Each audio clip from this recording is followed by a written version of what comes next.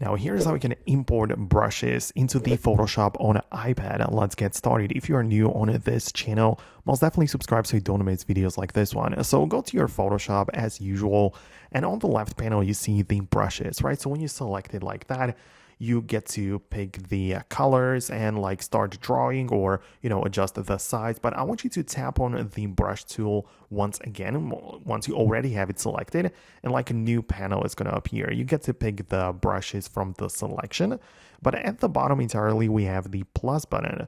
This lets you discover new brushes or import it, right? So when you click on import from files, it will open up a window from the files app, and now you need to locate it within here. So it might be saved in your downloads or on the iPad folder. So it depends on where you have it. Make sure you do have it before we start with that. So right now you just select it from your files and you'll be able to import it into your Photoshop.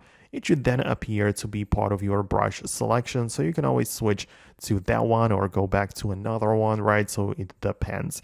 But this is like the general way how it works. If you have some additional questions, let me know about that. Thanks a lot for watching, and hopefully I get to see you later in the next videos. That is only if you do subscribe, so make sure you do that, and I'll see you later in the future videos.